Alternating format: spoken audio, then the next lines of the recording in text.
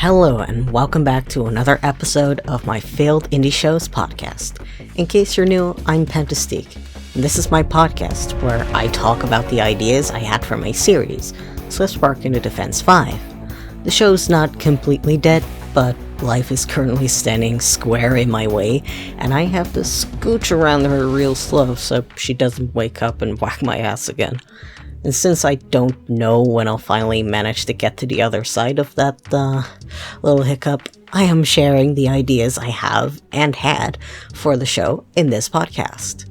Last episode, I talked about my ideas for a Markiplier / Wilfred Warfstache inspired character. I put that one in a second episode slot because initially that episode was when I wanted to be episode 3 for the show, but I want to talk about what ended up being episode 3 instead, or, would be episode 3. Back when I still had faith that the animation industry was half decent, I pitched SwiftSpark to Frederator Studios. At the time, I was 19 and working on the pilot script, and I had no idea yet about future episodes. I mean, sort of, sure, but not in much detail. I knew where the show was going, the main plot, but I hadn't quite figured out how the little chunks that we would call episodes would play out, aside from a villain of the week concept. But I did know that for that upcoming pitch, I would have to come up with something because they were going to ask me about it, obviously. And believe it or not, this episode idea stems from that. The green dude in the pilot's intro? Yeah, originally that was the stand-in design for this episode, and I planned on redesigning him later. The episode's working title was Green Gargantuan, but it's way too Hulk-esque, and the stand-in design I made for the pilot's intro is also just not that great, so I ended up scrapping the whole design altogether. The logline didn't change much though. One of Antonio's classmates has failed to graduate, and he comes to James for tutoring. The two have a falling out, Marin gets in between, and the guy gets turned into a big dumb monster. Yeah, it's still Hulkish, but at least he's not green anymore. The episode is now called Brainiac Maniac, and it opens with Antonio advising his friend Baxter to talk to James about tutoring. I figured that this scene would be a fun excuse to show off Antonio's bedroom for a change.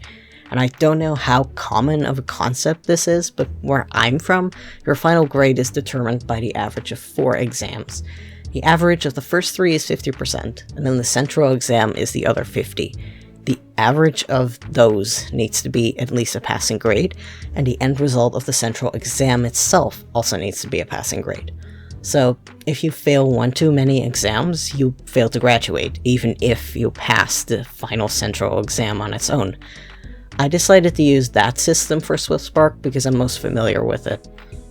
SwiftSpark isn't set in the United States, so I get to make fun choices like that. In either way, it's not exactly left up to James whether or not he helps Baxter, because Antonio just tells James he already promised Baxter that James would tutor him. Unfortunately, James sucks shit at math, so you can tell where this is going, right? When James and Baxter meet up at the library, things do get a little tense. The two share some banter, and James tries his best to hide that he's bad at math, because why be honest, am I right? He's then saved by a call from Thomas, who urges James to come help them at the town square. A gelatinous monster is slowly absorbing half the town, and James has to choose between sneaking out behind Baxter's back or ignoring his friends. And James is 16 years old, and James hates math. Sorry folks, he chooses his friends and the gelatin monster. Could he have given Baxter a heads up? Yeah, probably. But if he had, Marin wouldn't have had the opportunity to step in and manipulate Baxter. She reveals James' secret identity and tells Baxter that James abandoned him to go play hero. Baxter is obviously upset, but then Marin tells Baxter that he doesn't need tutoring. All he needs is the intelligence-enhancing pills that Marin has with her. Using reverse psychology, she tells him not to take too many at once, and leaves. Baxter isn't too keen on trying them at first because, well, they're drugs given to him by a stranger, and he doesn't believe a single word Marin says. So he gets up, checks the bathroom, and finds that James has vanished. That makes him second guess Marin's words. Obviously, when James returns to the library, Baxter isn't there, and he ignores every attempt that James makes to reach him. So the next day, James seeks some advice from his uncle Angelo.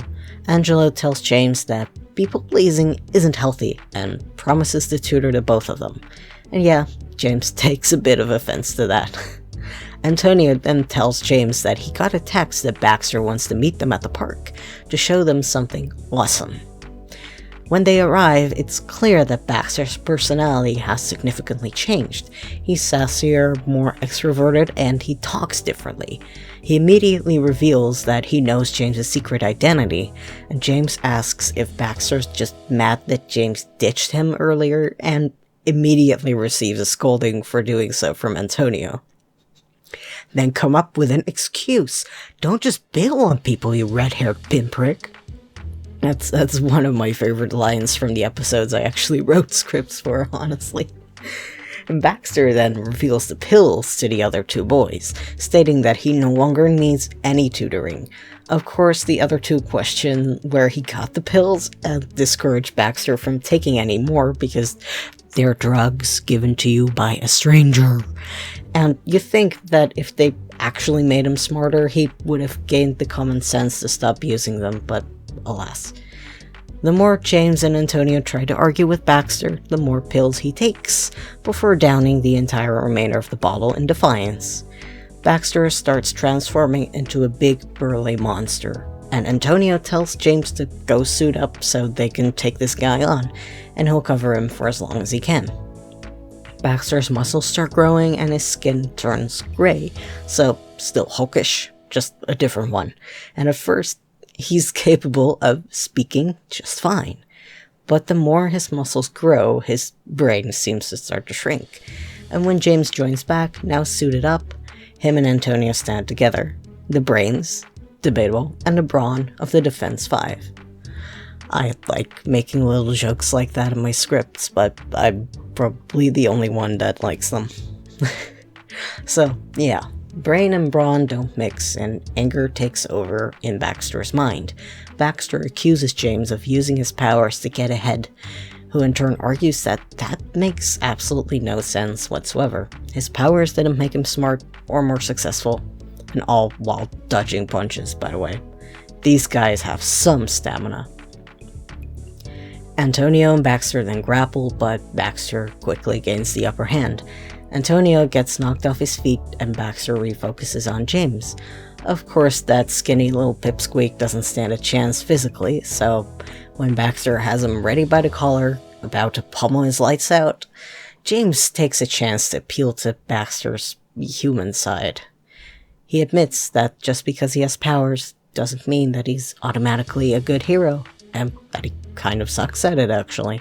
He also explains that he's bad at math, which honestly he just should have done from the get-go, because that might have spared him a whole lot of plot and punching. Baxter then says that a joke of James's earlier had fallen flat, and that Baxter didn't understand that James was making fun of himself, but rather thought he was making fun of Baxter and Antonio.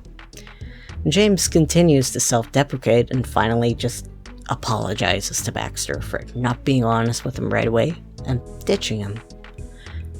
And that seems to not only calm Baxter down, but he's amused by James's self-deprecating comments enough to put him down.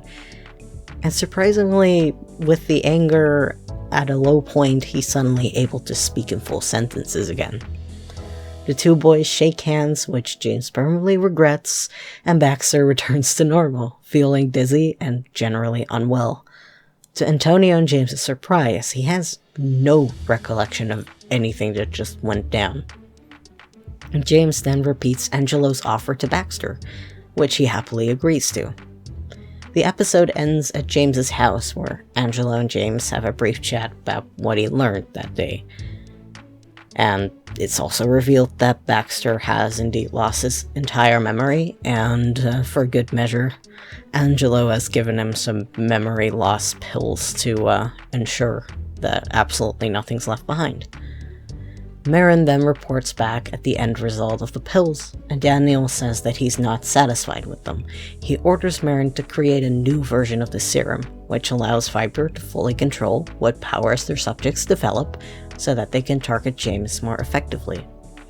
Foreshadowing and all that. If you've read the comic, at least, you know where that's going. And yeah, that's the episode. This one was intentionally a bit shorter because I feel like not every episode needs to be super long, and it was focused on James and Antonio specifically, because these two guys really start off butting heads at the start of the series, as you might know if you've read the comic, and I want to show how they grow closer together as they learn that they have more in common and more respect for one another than the other realizes. Basically, you could argue that I'm forcing the character development I want to see happening between Sonic and Shadow on my own characters because Sega are cowards. They never become quite best buds, but it does become clear that they become quite fond of one another in their own way. And they just have this fun opposites attracts energy that's always fun to play with. It's maybe not the most exciting episode, but I also feel like not every episode can be a high-impact winner. And as I said, I don't feel like every episode needs like this high-adventure 20 characters, 30-minute plot, because it's an indie series on a budget. Sometimes you need the more low-key stuff, so that the big stuff really gets the emphasis it needs. The show is supposed to be a mix of serialized plot episodes whose sole purpose is to move the plot forward, and these more episodic, almost one-off episodes that focus more on character development and world building.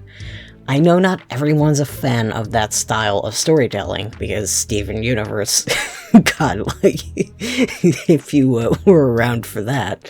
But I feel like when it's done right, it adds to the world, and it also gives the story a little bit of space to breathe in between major story beats. I'm personally not a fan of this new cram everything into 10 episodes or less style of storytelling that's big and popular in the streaming world right now. Some of these shows feel like poorly chopped up movies, and just give me my 20 plus episode seasons back, damn it. I had plans for more episodes like this that don't include every character, and we're going to be talking about a lot more of those in the near future.